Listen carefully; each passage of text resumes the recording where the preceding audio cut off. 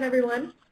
This is Sarah Sladen, Director of the Youth Economic Opportunities Network at Making Sense International. Thank you for joining today's webinar, co-hosted by the European Bank for Reconstruction and Development, EBRD.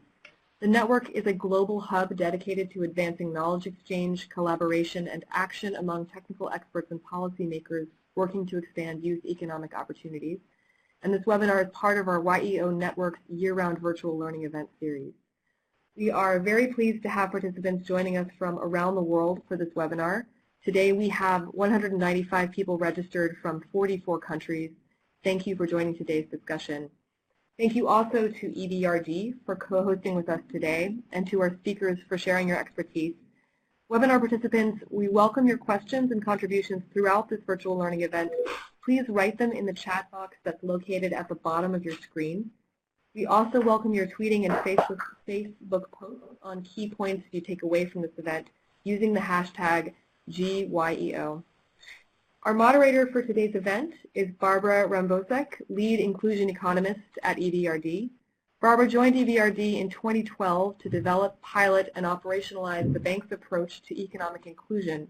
She brings 18 years of senior-level experience ranging from economic development and refugee programs in the Western Balkans, the Middle East, and Asia to urban regeneration programs in London and the UK. So with that, Barbara, over to you. Thank you very much, Sarah.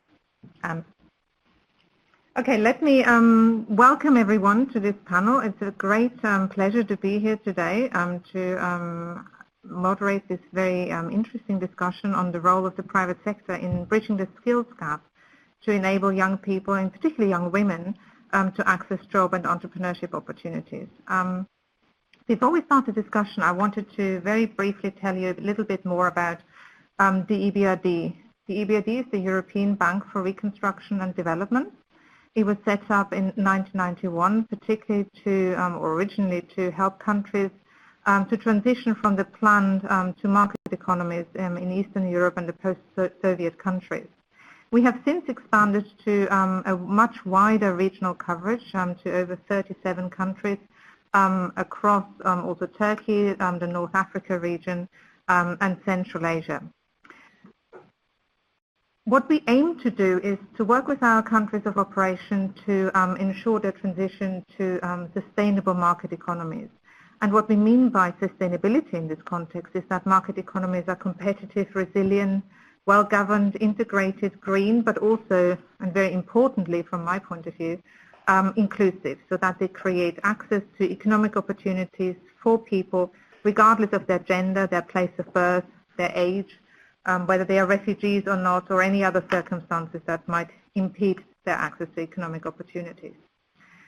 This year is a very exciting year for us. We have launched our first economic inclusion strategy in May this year, which strengthens our focus on economic inclusion internally and also highlights areas where we can further deepen and broaden this approach to economic opportunity.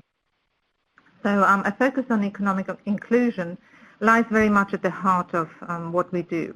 We particularly focus on inequality of opportunity, so in a way the unfair bit of inequality. However much effort somebody puts into trying to achieve economic outcomes, there are certain characteristics that might impede those efforts that somebody cannot control. So that could be the gender somebody's born with, place of birth, but also parental background.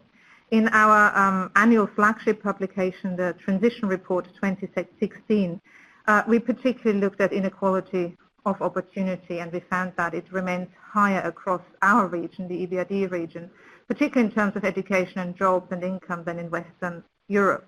It actually accounts for 20 to 50% of inequality, of income inequality in many countries of our region. This year, in our transition report, we look at growth and the importance of growth, and in a way those two, inequality and growth, are closely interlinked. We need to increase the size of the pie in order to create economic opportunities and access to those opportunities for all. But if we look at the challenges, about a third of young people across our region are either over or undereducated. Youth unemployment is high, particularly in the Western Balkans, in countries such as Bosnia, where 60% of young people struggle to find job opportunities when they come out of education. And at the same time, we have companies who can't recruit people with the right skills or retain them. So there's a massive mismatch between the skills young people bring coming out of the education system and the needs of the labour market. The private sector has a very important role to play in addressing these challenges, and this is really what we're going to look at today. What is the business case, basically, for the private sector to address the skills mismatch and the skills gap? How can we incentivize and work with the private sector to do so? What are some examples of best practice and lessons learned that we are aware of? And I think we have a very distinguished panel here today to hear more about such examples. And then, very importantly, who do we need to engage with? Who are the other stakeholders? The local training providers, civil society, governments, to really enhance economic inclusion. So with this, I would like to introduce you to our very distinguished panel. We have Madonna Kasic today here with us. She's from the EBRD. She's our regional director for Croatia, Slovenia, Hungary, and also Slovakia. Prior to that role, Madonna worked in agribusiness within the EBRD. She also performed the role of non-executive board director at a number of food, beverage, and retail companies across the Western Balkan regions, and before that has experience from Raiffeisen Bank, Merrill Lynch, and the Croatian National Bank. So welcome, Madonna. We also have here Jane Rexworthy, who's the Executive Director for People First, the UK Retail Skills Academy and the Sector Skills Council. She's actually the founder of the UK National Skills Academy for Retail and brings a wealth of experience in the retail and visitor economy. She has worked with the EBRD, but also with lots of other stakeholders for very many years now to build the capacity and deliver industry-led skills and business solutions, develop skills academy models, technical colleges, etc. We then have Ali Reza Askoy, who's the Senior HR Manager for Ford Otosan in Turkey. Ali Reza is responsible for labor relations, manufacturing at Ford Otosan, which is the largest commercial vehicle production base in Europe and one of the EBRD's key clients in the area of youth inclusion. Ali Reza has a background in industrial engineering. He started work at Ford Otosan in 1996. And for the last 15 years has been working in the HR department. And finally, last but by no means least, we have Uwe Wickenberg, who's the Director of Programs for El Sewedi in Egypt. He leads there a technical vocational academy to put young people, to equip them with the right skills and put them into employment. And he brings 25 years of experience in technical and vocational education and training. So let me start, Madonna, with you. From your experience, having worked in banking across the Western Balkans regions, what is the business case for the private sector to address inclusion challenges? Why would private sector companies do that? What's the rationale for them? And what is your experience in working with them on this? Thank you, Barbara. Good afternoon, and thank you very much for the invitation to speak. It is a pleasure to be with you today and also to have the opportunity to talk about this important topic. And important not least because I strongly believe it is the private sector which is best placed to deliver sustainable, inclusive growth that our region needs. While the governments, they have a role to play, but I fear this is not the answer because the state does not have the potential to deliver the growth or the productivity gains required. The state sector provides security to those who work in it, but rarely provides the dynamism or innovation that the wider economy needs. So this is the reason why we need to look to the private sector to generate inclusive growth and enhance productivity. And beyond that also to raise the living standards for all, to boost stability and provide credible alternative to economic migration as well. In terms of the business case, there are two sorts of business cases. One is more on the broader economic level, which is related to the huge unemployment rates. And if we look at the EU level, there were more than 4.2 million of young people who were unemployed in 2016, And the data are even more concerning for the Western Balkan and also for Croatia, including also the Greece and some other selected countries where these rates go even up to 50% of the youth unemployment. On the private sector level, it is really allowing the companies to tap into the wider pool of talent, and through the inclusion initiative and engagement of the private sector, it is helping the private sector to bridge the skills gap that we often see in the workforce, because the education systems are very often, particularly in our region, turning the people without the skills that the market needs, and at the same time the on-the-job training is not very strong. So the high youth unemployment very often coexists with increased difficulties in filling the vacancies, which is pointing on the labor market mismatches. So I think this would be the two key reasons for the business case for the private sector to get engaged, because they will access the wider pool of talent and contributing to this process of improving the skills available. And on the other hand, it is the private sector that has the environment to drive the innovation and productivity in the economy. It is the best place to drive this change.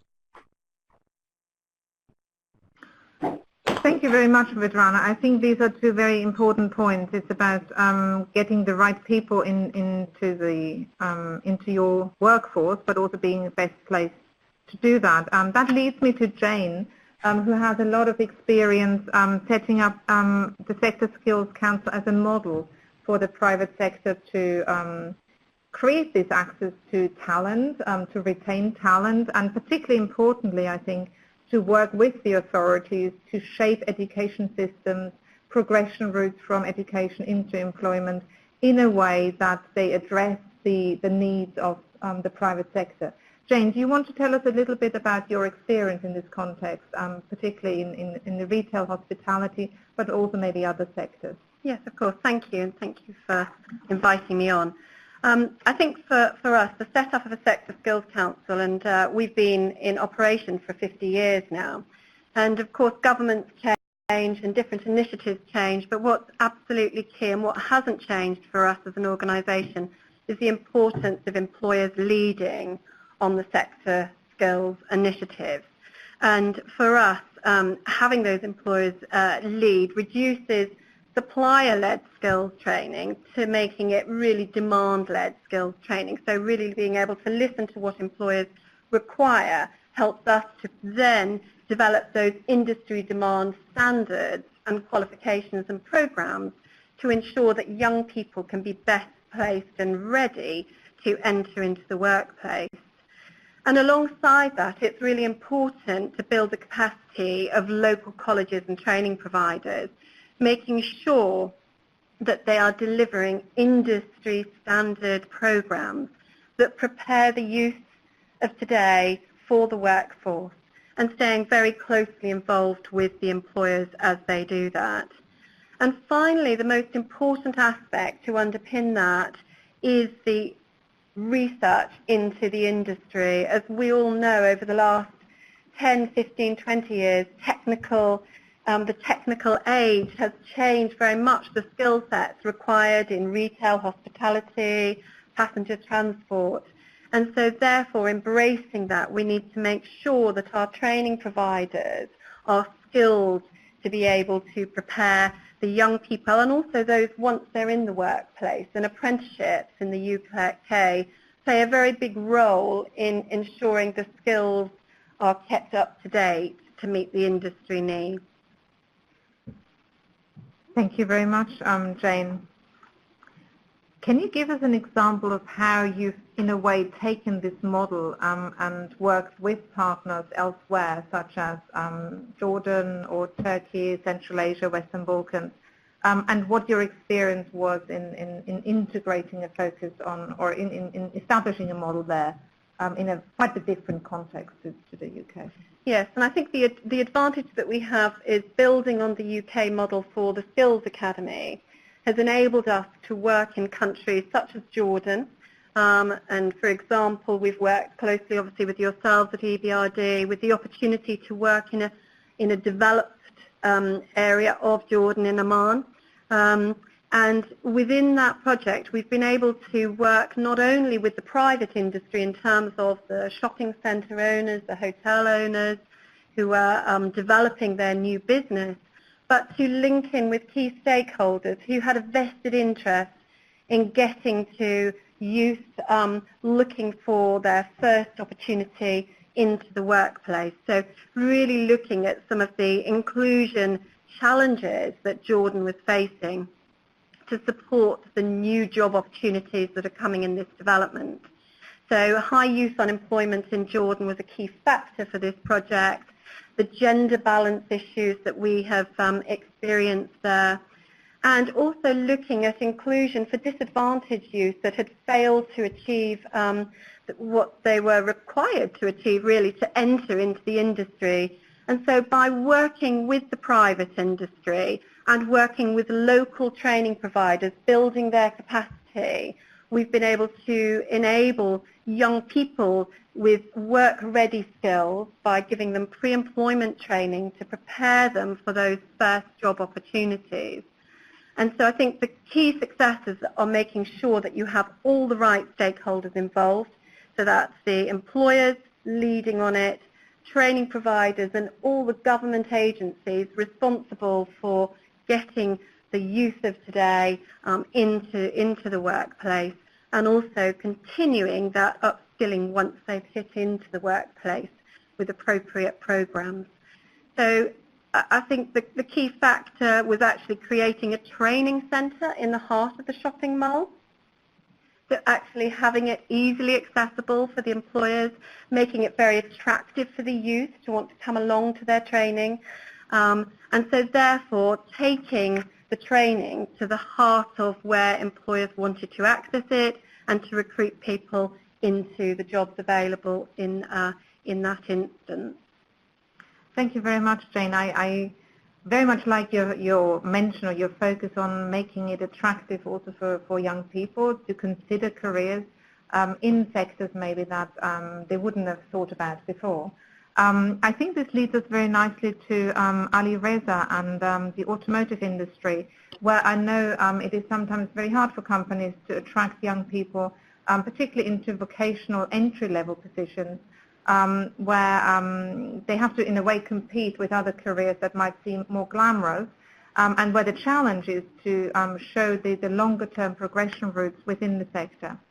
So maybe, Ali Reza, you could tell us a little bit more about what your company, what Ford Otosan has done to make that value offer, if you want, more attractive to young people to enter the automotive sector and to work with Ford Otosan to build their skills, and also particularly to bring young women into the fold and make the sector and the career opportunities within the sector more attractive to them.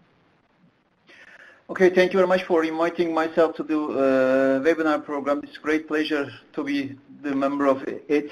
Greetings from the Kocaeli from Turkey. For your question, Barbara, I need to mention maybe two different things. In terms of the stakeholder of the employment process, I am the employer, I am the main element of that process as an employer. The remaining key stakeholders are the government, the rulers, the education system, and the unemployment work staff. In order to have the required number of the employee for the production side, there's a strange things that sometimes we are suffering to provide the required number of the employee for the production. which is directly related with the young people employment process. So that's why, in our experience, for 2000 has built a vocational high school under the contract with the university and the municipality of the Kocaeli. We founded and built that building, and we also organized the education program for that vocational high school. Now we had the second graduate students from that high school. So we firstly employed those graduated school students from the school. That was the main experience for the production employee. The second example that I want to share with you is again the similar situation, especially for the ones graduated from the engineering, as we had the target for the women employment, saying that we have to have 50% of the newcomers as the females. According to those targets, we suffered to find enough candidates who graduate from the universities. That's why we started the project under the big umbrella of the Koç Holding, our main company, under the umbrella of For My Country project. We started Honeybees Becoming Engineers program, which is aimed to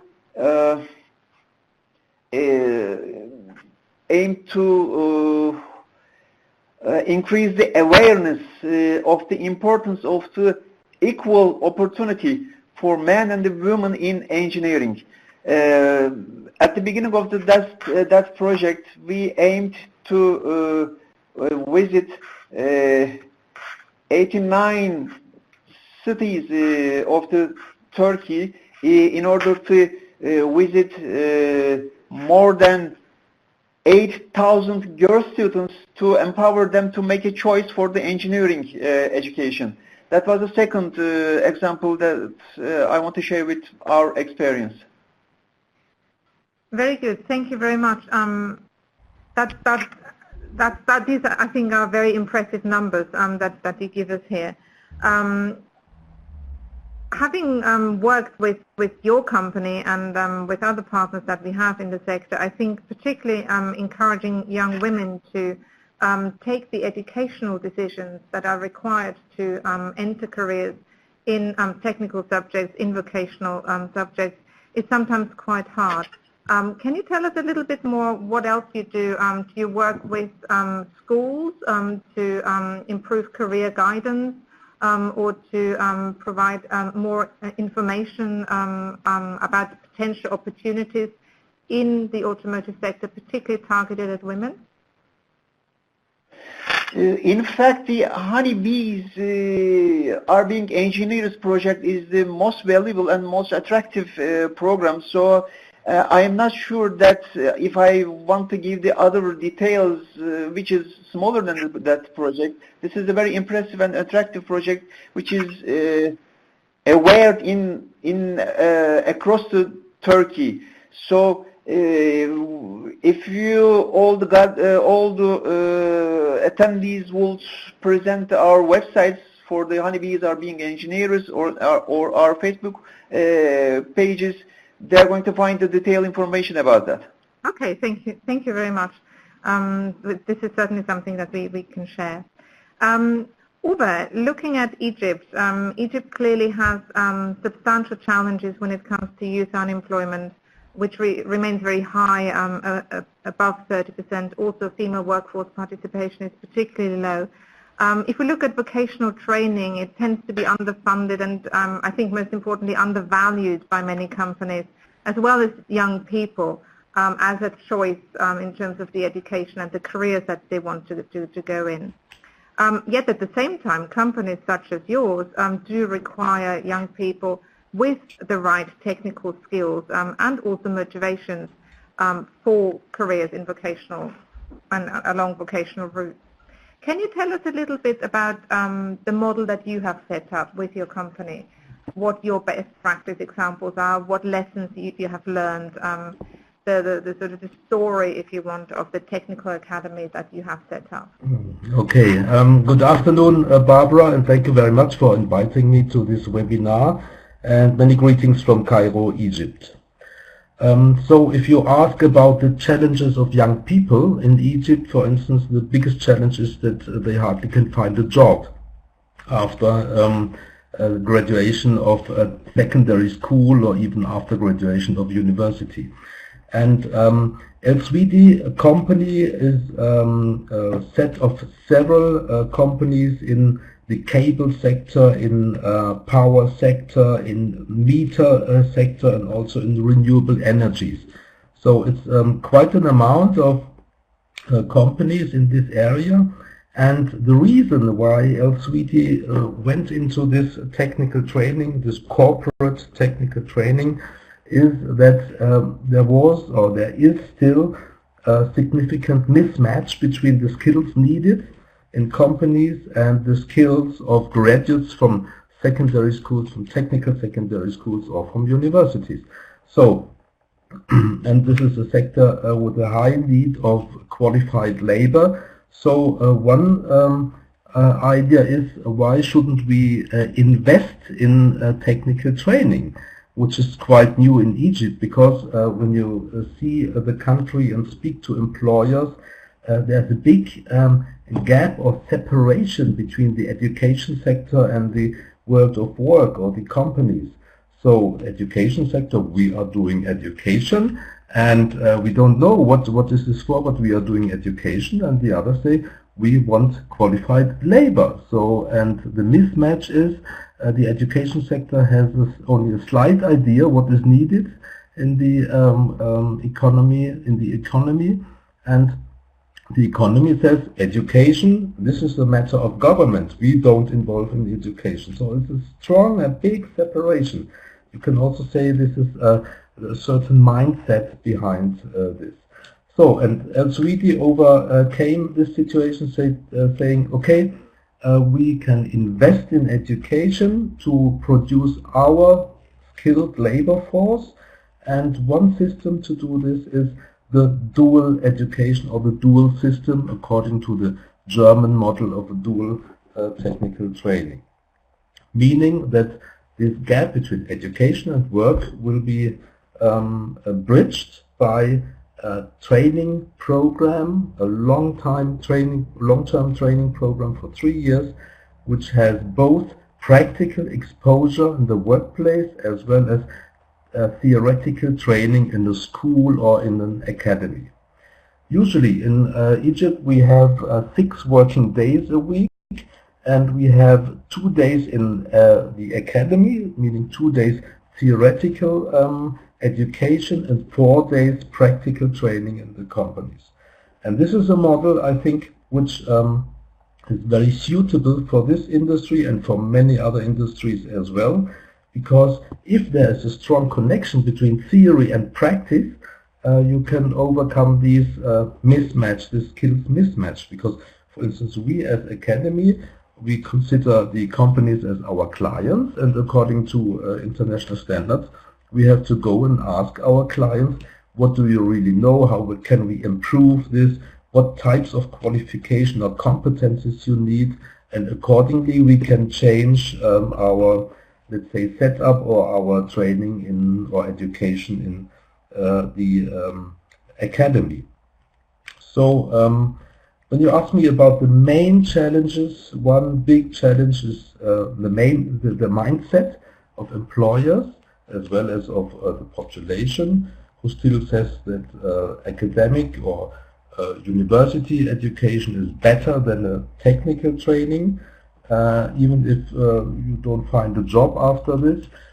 For instance, I'm using very often Uber here in Cairo, and you can hardly find an Uber driver without academic credentials. So because they just don't find a job according to their qualification. And the things are slowly changing, I think.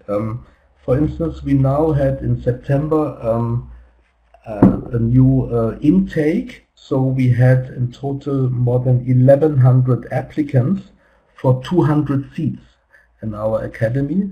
And if you just consider the situation in Germany, for instance, you can hardly find one applicant for one training place. So this is totally different, because slowly I think the idea or the information in the population is changing. They start to consider technical training as not anymore as second best, but it's a better way to, let's say, prepare for the future. And also regarding the mindset, is very interesting. If you speak about vocational education or vocational training, we have a clear hierarchy here in Egypt, for instance. And the bottom line, this is vocational education and training. One step above is technical, and above, of course, is higher education. So in this regard, we rather like to speak about technical education and training and not about vocational education and training. Okay, thank you very much, Uwe. Actually, one of the questions that came in was, do you have any data about how the establishment of the academy has impacted on the bottom line of the company, of El-Suwaidi? So basically, what is the hard-nosed business case that has that translated into better figures, better productivity? For this, I don't have hard data for this, because just a couple of years ago, El-Suwaidi started with 1 or 2 classes, so very few people, and we just now, since 1 year, we are going to expand. We now have 542 students in the academy, and we are just now establishing a second academy, also with a capacity of 600. So it's we don't have that data about this, but up to now, even if the numbers were low, more than 70% of these graduates were absorbed by El-Suwaidi companies. And you must know this is a corporate technical secondary school, so some graduates from our technical secondary school, because, I can say because they are qualified quite well, they want to go to university for higher education after graduation. So not everybody is looking for a job directly after graduation, but most of them, and as I said, more than 70% were absorbed. But also the business case is that this academy is among the umbrella of corporate social responsibility of El-Suwaidi company. Yeah, so this is a non-profit business. We are expanding also, and once a branch will be profit, but so far it's a non-profit. And when we offer training, not only for El-Suwaidi companies, also for other companies, we just now started with DB Schenker, logistic company, and also with Mantrack. This is the supplier of this big heavy equipment, Caterpillar, and these machines. They just give us a contribution, a cost contribution. But still, this is non-profit, but I don't have any figures about the, let's say, impact economically on the company. Okay. Well, thank you very much, Uwe. Vedrana, maybe coming back to you. Looking at the training and setting up a training academy is in a way one way of addressing the skills mismatch. Another one would be to look at work-based learning opportunities and increasing the quality of and also the numbers of work-based learning opportunities, such as internships. You have set up a very innovative program in Croatia, which is the Private Sector Youth Initiative, where you are working with the Employers Association, but also where you bring in SMEs into the fold, which is a type of company that is generally quite hard to engage in offering work-based learning opportunities. Can you tell us a little bit more about your experience from setting up this Private Sector Youth Initiative, focusing on internships, internship standards, and the motivation that brought the quite large numbers of SMEs into participating in this? And also, Vedrana, can you keep your mic a little bit further away so that we can hear you more clearly.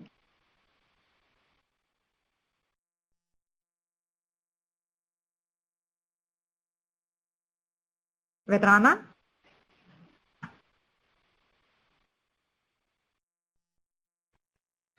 Vedrana, you have to unmute.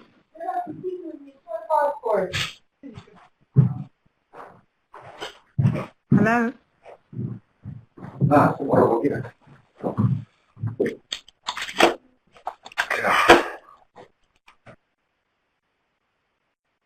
Vedrana? Okay, maybe we bring Vedrana in a bit later. Jane, there was a question that came up about trust.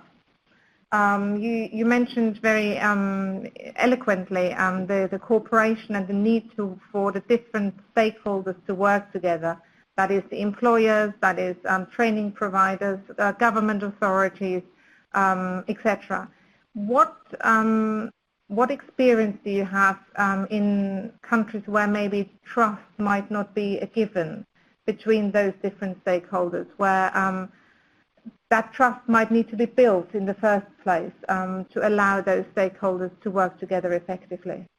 I think it's a really valid point, and it's different in all countries in terms of where they are. I think what's absolutely key is the employers have to be driving this initiative, and to build that trust and enable other stakeholders to get involved, it's important to create a very clear terms of reference, and also to make sure that the employers are being listened to. So in creating a terms of reference to work together, being very clear at what the outcomes are. Employers are very busy people. They have a business to run, and therefore investing their time in working collaboratively, they need to see an end result. So to give an example of that, in Jordan, USAID, working with a group of partners, we've been involved with them, we've been able to develop the standards that are required for the industry. So immediately the employers are able to utilize those in the workplace through an apprenticeship program. So there's a very tangible result, which then links to the awarding organization, government organizations, being able to accredit those programs. So it's about making it impactful for the employers so that their time is well spent and they see the results of being involved. Other work that we've done on getting young people into the workplace, the results are the fact that young people have entered the workplace with the right skills because we've been able to train and develop public and private training providers and colleges to be able to deliver those skills. Jane, who pays for that generally? I mean, how do these financial structures work in these sometimes quite complex interrelations between the different stakeholders? So it's a bit like a puzzle. I think that's the best way. There's lots of pieces to this puzzle, and I think what's most important is being able to understand what's available through government, through TVET, vocational education funding, what's available through donor funding, private investment, and then once you have that in place, working out the best methodology to use that funding most effectively to get the best results. So it's impossible to do it with one partner, and I think that's the one key message. It's working in collaboration with a network of stakeholders and employers to identify what is available and making good use of that funding. I think that's a very important point, this sort of collaboration and probably also lessons learned and peer learning. Ali Reza, can you tell us a little bit more about your experience and how important peer learning and these networks and stakeholder engagement is? I know you will be visiting the UK next week to exchange best practice and lessons learned with companies here, but maybe tell us a little bit more about your views and your experience in this context. Okay, thank you for that. Yes, we are going to pay a visit to the UK in the next week.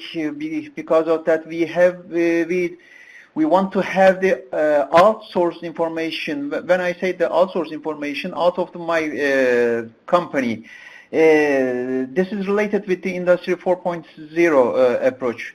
Well, in my company, in our sector in Turkey, when we say the Industry 4.0, we have the replacement words for that, such as automation, digitalization, and robotization.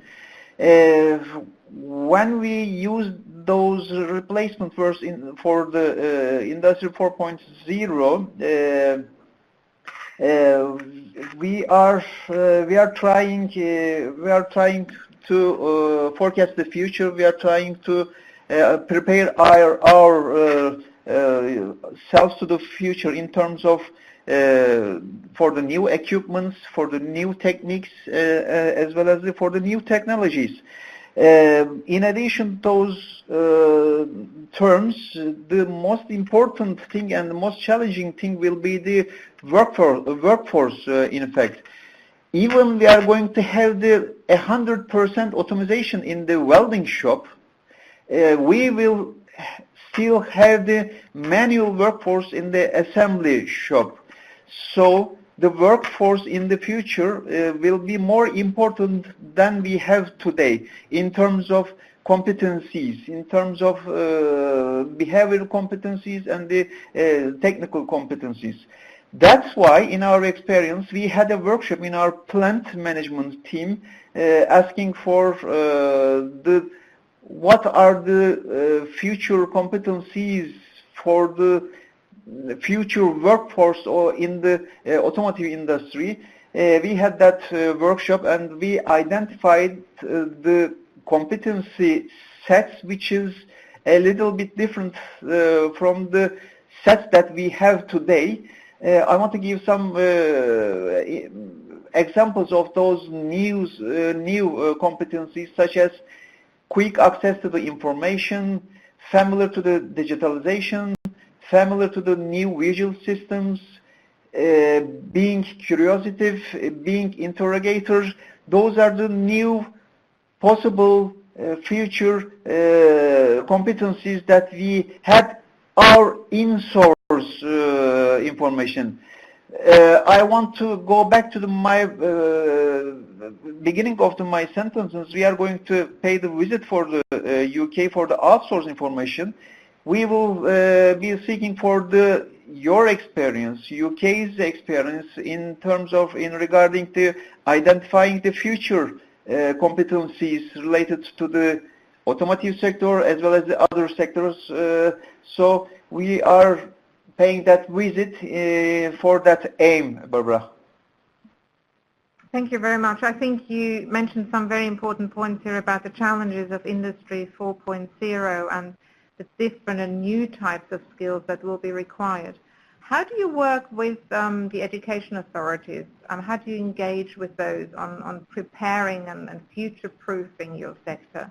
Do you have any activities in this context?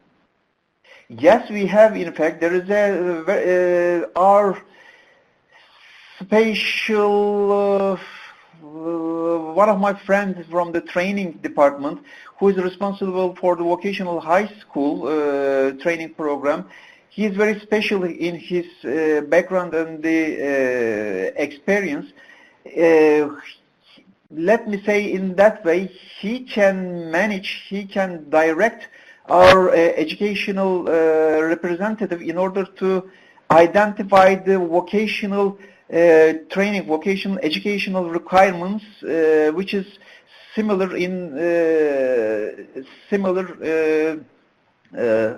to our requirements which will be faced in the future. So we have the power to manage to direct the rule setters people in order to make them make in line with our future requirements. Thank you very much. Vedana, I hope you're back on the line. Hello? Hi, Barbara. Can you hear me? Yes. I think we have... Excellent. Yes, thank you. I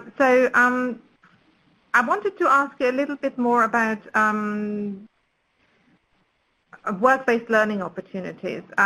We talked a lot about training. We talked about the need to upskill, to look at future type of skills, Industry 4.0 just now with Ford in Turkey. But training is one area, but there are also work-based learning opportunities such as internships that can play a very important role in getting young people into the workforce and ready for the workforce. Now, clearly, you have set up a very important program here with the Croatia Youth Initiative, where you've brought particularly small businesses, SMEs, into the fold to address or to buy into and offer work-based learning opportunities. Can you tell us a little bit about what the key success factors here were and what the SMEs were looking for and why you think they participate and are interested in offering internships to a certain quality standard? Yes, thank you. So what we have done in Croatia, and also thanks to Jane, who is with us today, who has been part of this project, as well as the inclusion team from London, we have launched an initiative which we called Private Sector for Youth, because it was really bringing private companies with universities through the Employers Association. So what we have done, we have practically made this link where we connected in actually a couple of months only 140 private companies of different sizes, from a very small to the larger corporates in the country, also including the private banks, consultancy firm, production companies, and more than 20 academic institutions. And on the top of this, we also teamed up with the Women Association, who are providing mentoring to the female students as they do face some higher barriers into the labor market. So the reason why we started this program in Croatia is because of the very high youth unemployment rates in the European Union in Croatia, which have been, as of the end of December, at around 43%. And there is continuous trend which is influencing many young people to search for jobs and opportunities abroad. And if you look at the competitiveness index for Croatia, one of the criteria on the global competitiveness index is attracting and retaining talent. And this is where Croatia is doing particularly poorly. We are around 130th place out of 137 roughly economies which are being evaluated. So this is the area where Croatia really needs to make extra effort if it wants to remain competitive. So the key goals of this initiative are to introduce recognized international standards in relation to internship policies and practices and mentorship opportunities. And then also to foster the closer engagement of the private sector and the academic institutions, to make the curricula in the higher education institutions more relevant for the local industries. Also, invite private companies to join and offer the quality internship opportunities that adds value to the learning outcomes for the student. And all of this together is aimed for the three key objectives. One is to provide the private sector with a larger talent pool of potential employees, and also to create the capacity building opportunities for the future interns, companies, and the mentors. The second is to provide the students with the opportunity to learn and to be part of the organization while they study. And the third one is to help make the economy more competitive, because it is the youth and it is the private sector that drive productivity gains and innovation in the in the companies. And today I was visiting one large, it's a little digression, but I think it's great what I have seen, so I would like to share with you. I've been in a very large company which is engaged in the oil production in this region. It has revenues roughly 4 billion euros, so it's quite a traditional sector. And what they have done, they have teamed up with the accelerator in the country. They took a stake in the accelerator and they created one floor where they have startups working and helping them come with a solution for their business because they want to innovate and to explore other venues for increasing the revenue. So it was quite refreshing to see one floor of a young people on the top of the very traditional company in the very traditional industry. So to come back to our private sector initiative, we managed up to date to have roughly 600 internships arranged in the private companies, and these internships are now taking place. In terms of the toolkit that we have provided, and million thanks to Jane, who is with us, we have provided a couple of manuals. First, we provided a manual for the internship, like what does good internship looks like, and we provided a sort of like we share the key criteria on the duration, on the content, on the person having the body when they come into the company. Then there is a manual also for the mentors and mentees, because very often business people are being approached to be a mentor, but we actually do not know what it means and how to do it. So this provides a certain tool for them, and Jane and her team, First UK, they were also running the workshops on these topics. We also provided a sample of the loan, of the legal agreement between universities and the companies and the students, which are optional to use, because this was one of the barriers that was mentioned at the outset when we started this program. So all of these materials are available at the website of the Croatian Employers Association, and anyone can download them. And if you have any problems, just let Barbara or myself know, and we will get the materials to you. They are quite useful, I would say, in case you're interested in doing something similar. So we are now looking into the second phase, which is looking more into what can be done to further enhance the capacity building between the students and between the employers, because we also found out that employers were also not aware how should a good internship look like. So it's really capacity building on the both sides, and we are very much interested in tracking the success rate. And so far we are having quite good success rate, although the students are still in the university, but we are getting the responses of between 20 to 30% of students being offered jobs. So fingers crossed that it continues at this pace, but it has set a very good example in the country what can be done to better engage the students in the private sector companies.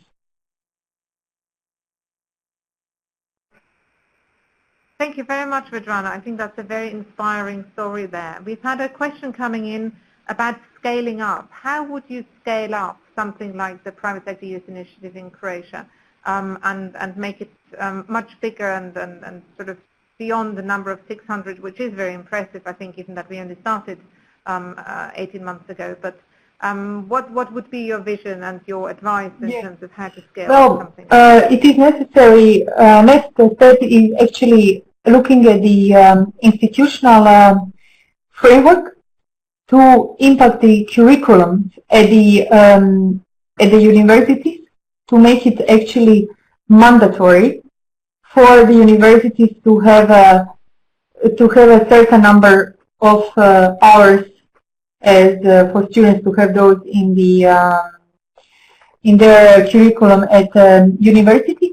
and this is being discussed, and actually the stakeholder who is doing this discussion with the authorities is the Council of Students, because in this initiative we have tied up together also with the Council of Students, so they are quite active themselves.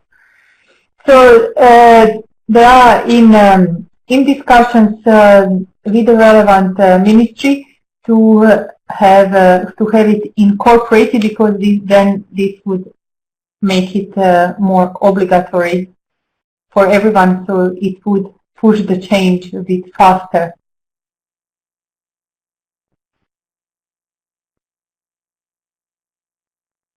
Okay, thank you very much, Vedrana. And also for some of the people who are listening, we will provide links to some of the documents that Vedrana just mentioned well, linked to the recording of the webinar on the website, so that should not be a problem. Jane, can I come back to you briefly? We have looked at how we can open up training opportunities for young people. We talked about the challenges of particularly focusing on young women. There are also other groups, such as refugees, for example, who face disproportionate challenges in accessing not just the training opportunities, but then very often and very importantly, the employment opportunities that they ultimately want to access. I know you have done some very great work now in Jordan, working with the Abdali Mall and the employers there to open up the training and then also the access to jobs to young refugees in Jordan. What were the key factors that allowed you to do that? What were the lessons that you learned, and what can you share with us here?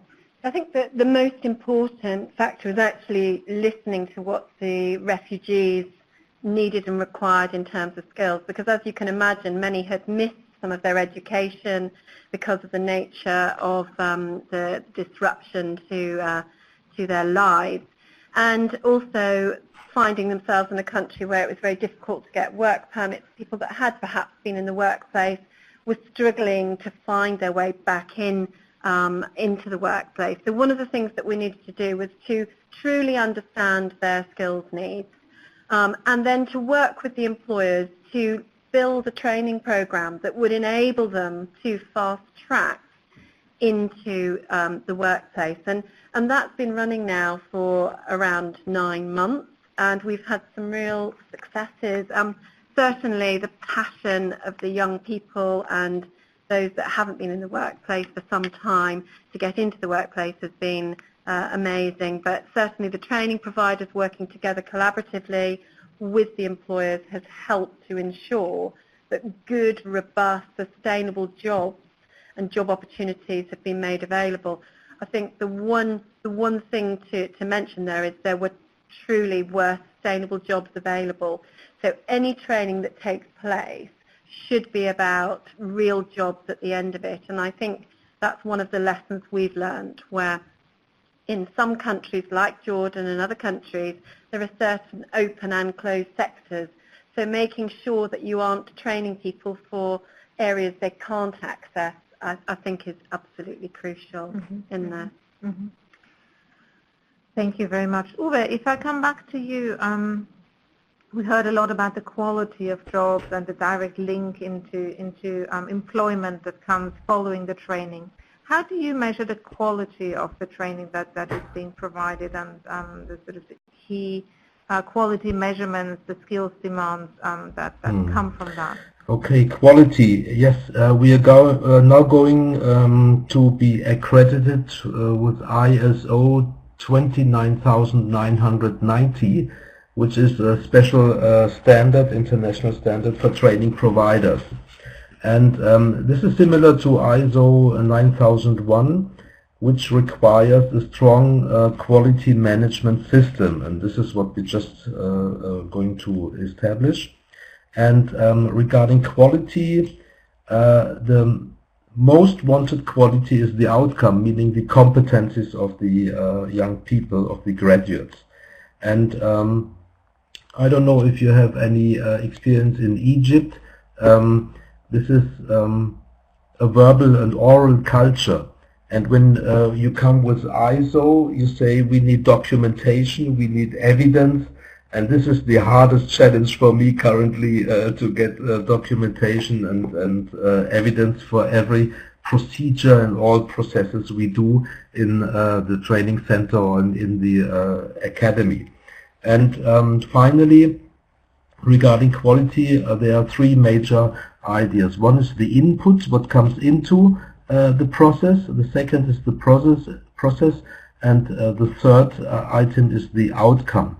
When you regard the input, of course we need facilities, we need all these, we need good curricula, and we need good training plans. Curriculum is for the school and training plan for the company.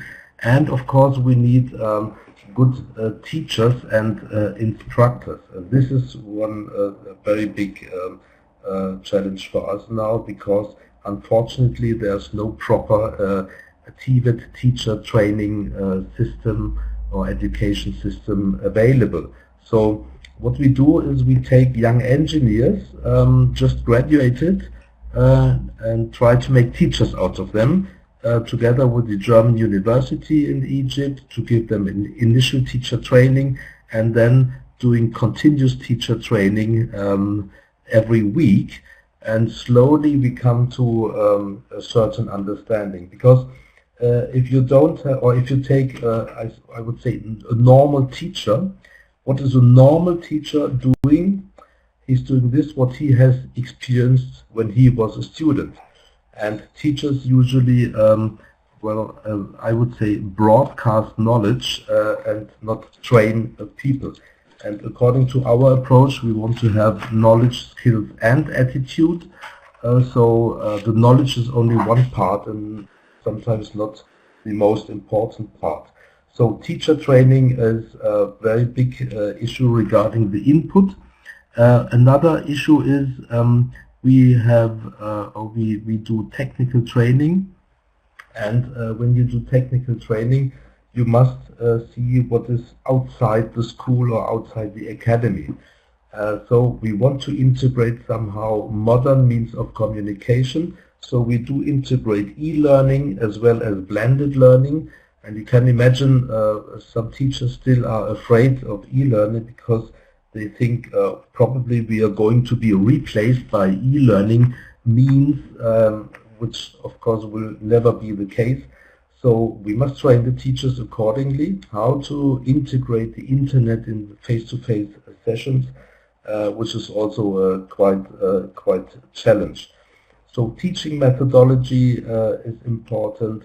The modern means of communication are important. In our academy we have wireless access to the internet everywhere, and we now just started the first, or one of the first, I'm quite sure, but I don't know exactly, one of the first tablet classes in technical secondary education.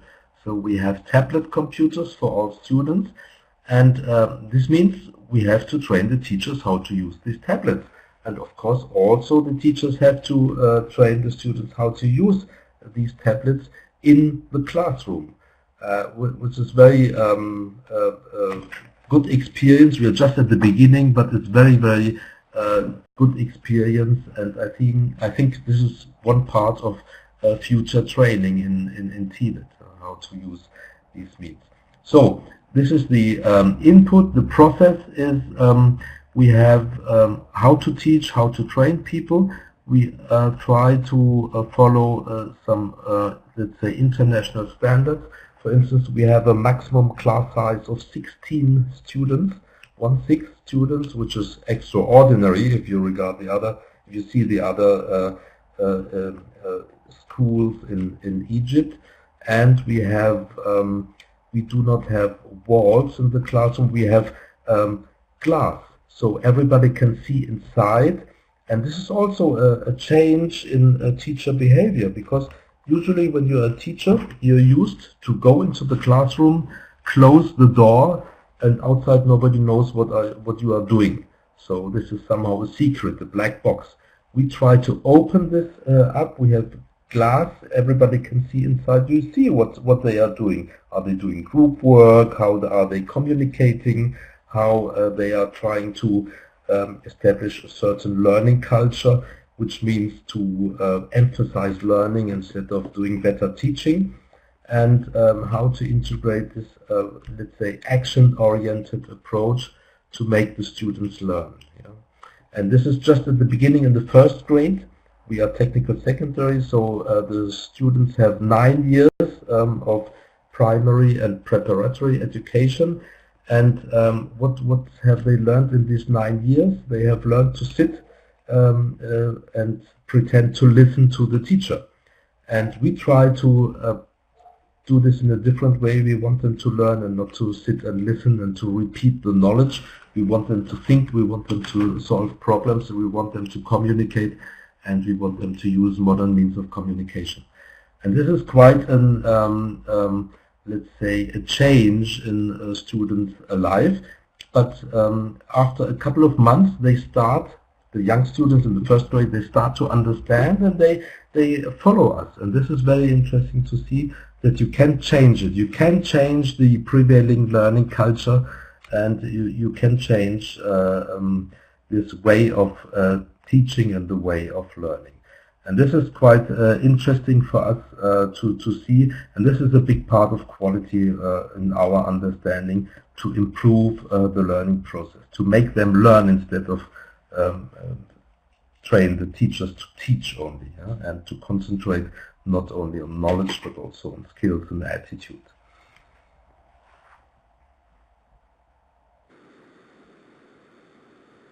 Thank you, Uwe. I think that's a very nice rallying call to really focus on quality and to also invest in teachers and the importance of that.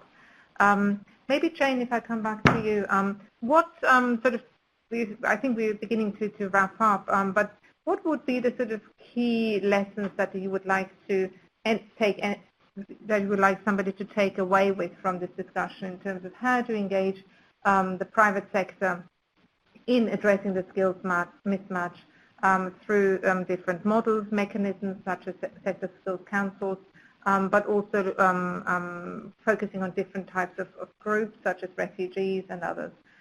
Where do you see the key sort of takeaways? What would you like to equip somebody with leaving this discussion tonight?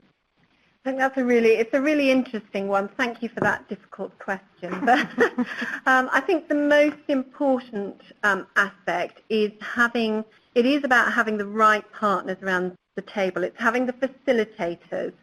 And so I think we have a role and a responsibility where we have the experience. I can see there's some very experienced organisations on this call today.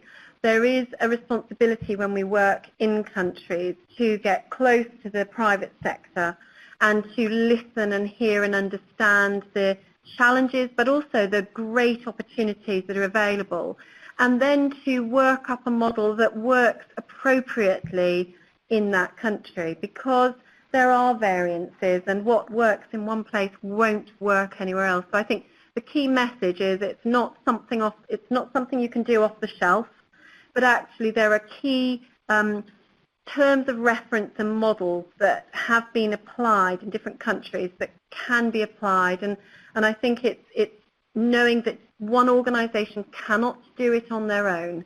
So I think that's the big thing. This isn't about one organisation having the monopoly and making it happen. It's about collective collaboration, partnership working with employers right at the top, and also bearing in mind our employees of the future and those employees that we have now.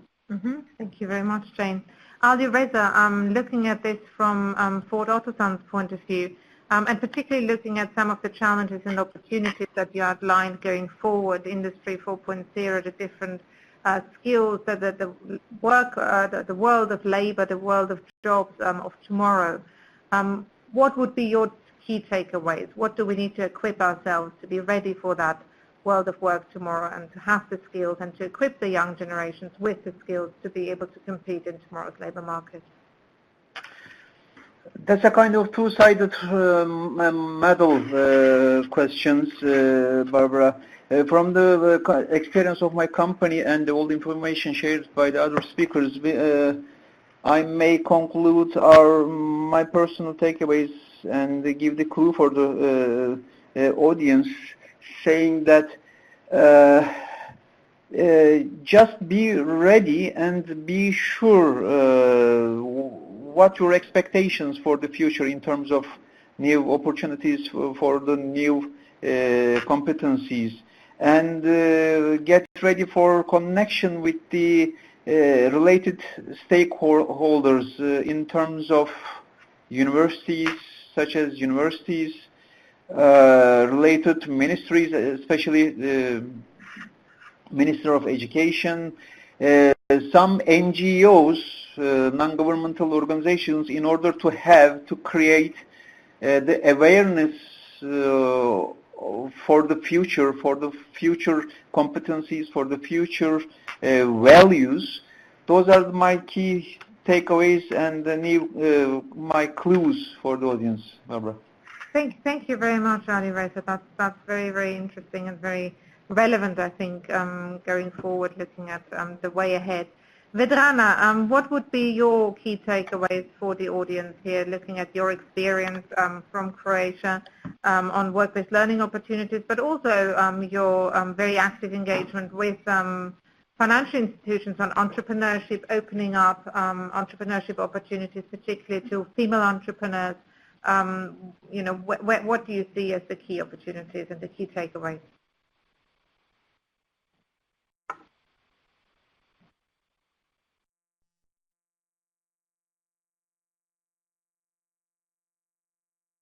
Okay, I think we have some technical challenges again with the connection to Vedrana, unfortunately.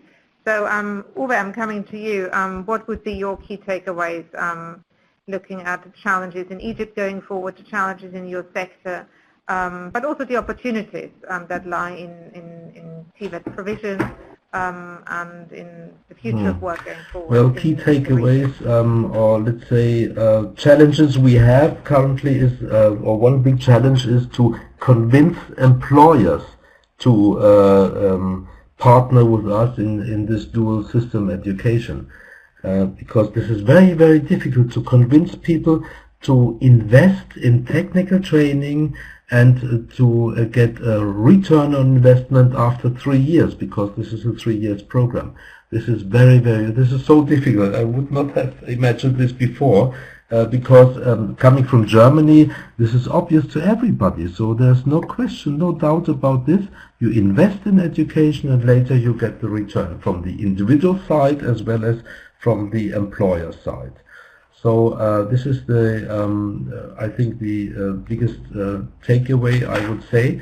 And to compare, the education sector in Egypt, for instance, the governmental education sector is a lack of money. There's so many people, so many young people, and of course the government has no way how to pay the education for these millions of young people. On the other side, the private education sector, the higher education sector, is booming. You find so many private universities, colleges, or technical institutes, and so this seems to be a business. So, and I think also technical training might be a business. Of course, then we would need the help of some economists to calculate the cost and benefit when this is worthwhile, but I'm quite sure if you see the outcome after a certain time, it is a good investment in technical training or in technical education. So this is Vedrana. Thank you very much, Vedrana. Yes. Yes, hello, Vedrana. Very good. Yes. So can you give us your key takeaways and maybe also with a slight view on the entrepreneurship? Yes, so I would say, you know, that I'm quite optimistic that we have the chances of overcoming the challenges, and even the webinars such as this, they help raise the awareness of the need to address the youth inclusion, and EBRD will continue to address inclusion directly through the project, working with the corporates which are interested in contributing to the positive change to the economy and also to their own operations, as well as on the national level by identifying the key stakeholders which are interested and motivated about bringing this change. So I do base my optimism on the readiness with which we have seen some of the national governments and entrepreneurs moving to remedy these challenges themselves. There is a long way to go, and I think that EBRD, through our investments and policy work on the ground, can also contribute to this positive change. And I invite also people who have been today on the webinar to reach us freely on the emails, because we are ready to explore different things of how to improve and do more on the inclusion side.